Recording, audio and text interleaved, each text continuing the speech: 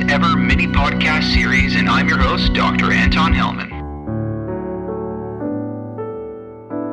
Dr. Ruben Strayer is an assistant clinical professor of emergency medicine at Mount Sinai Hospital in New York, the founder of the blog EM Updates, and an international speaker in EM.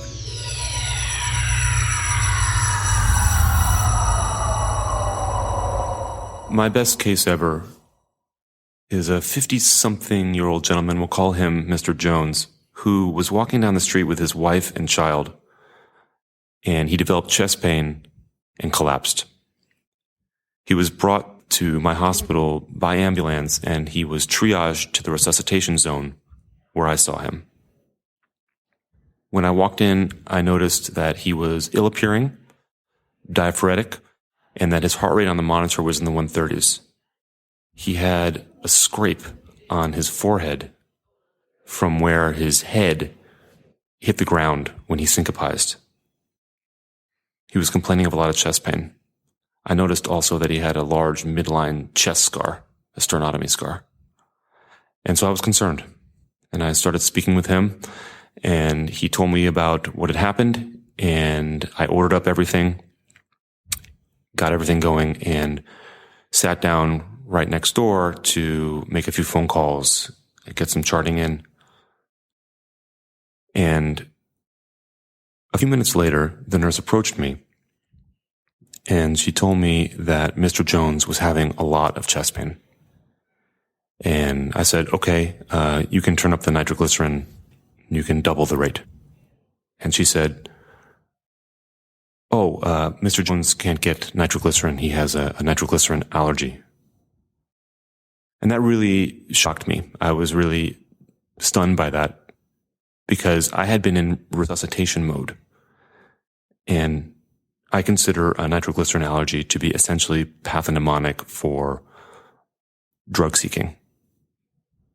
And so I sort of stopped what I was doing, collected myself, got up, went to go speak with the patient, and I said, how are you doing? What's going on? He said, I have a lot of pain. And I said, well, we want to treat your pain with nitroglycerin. That's what we give for chest pain. And he said, no, I can't get nitroglycerin. Well, what happens when you get nitroglycerin? My face blows up. I have trouble breathing. Okay. Do you have any other drug allergies? I asked him. He said, yes, well, I'm allergic to morphine. What happens when you use morphine?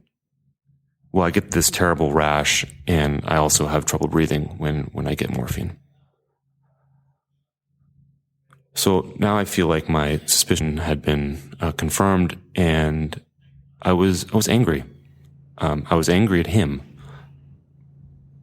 He used ambulance resources. He didn't wait to see a physician. He got triaged immediately to resus and is now using resuscitation resources, a resus nurse, the resus team.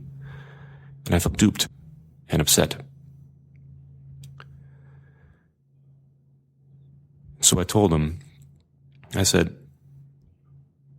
no, I know you think you have a nitroglycerin allergy, but you probably received a lot of medications at that time, and it's likely that you have an actual nitroglycerin allergy because nitroglycerin is similar to chemicals that are already in your body. And I'm comfortable giving you nitroglycerin. I think that's the right thing to do. And he said, no, I can't. I'm going to stop breathing.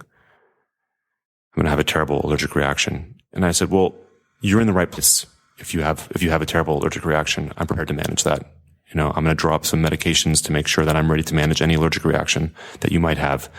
And it's going to be nitroglycerin, or nothing. And so now, I think he knew that I was onto him. And he said, I'll never forget this. He looked at his wife and kid, and then he looked at me and he said, all right, you can give me the nitroglycerin. And then he pointed his finger at me and he said, but if anything happens to me.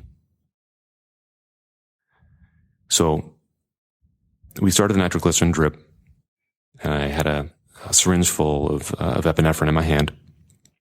And a few moments after the nitro started, he became very agitated, and he developed stridor and difficulty breathing, and he grabbed his throat, and his face got all red. And he said, I can't breathe. And I said to him, Mr. Jones, The nitroglycerin in that bottle, that's not nitroglycerin. That's normal saline. It's just water. And it took him a few moments to digest that, and then he relaxed, and he took his hands off his throat, and he calmed down, and he looked at me with fire in his eyes. And he slowly but expertly removed the leads from his chest, took out his IV, and walked out. This is exactly what I was hoping for when I came up with this scheme, and I expected to feel triumphant, victorious here. I'm the winner. But that is not how I felt.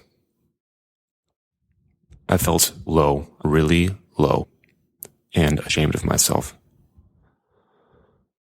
Doctors don't lie to their patients, even if the patients are lying to them. And the reason that this is my best case ever is because no other case has so much changed the way that I manage so many patients. Because I still see opioid-dependent patients and other secondary gain patients all the time. I didn't give them opioids then, and I don't now. What I've learned from that case is that these patients are suffering. And so I see them not as adversaries, but as people who are suffering. And I don't think that you should give opioids to opioid-dependent patients, but I think you need to treat them with compassion. And since then, I think I do, or at least I try. By the way, the patient thought that I had lied to him in that the nitroglycerin had been replaced by saline. But in fact, I had not replaced the nitroglycerin with saline. The patient received nitro.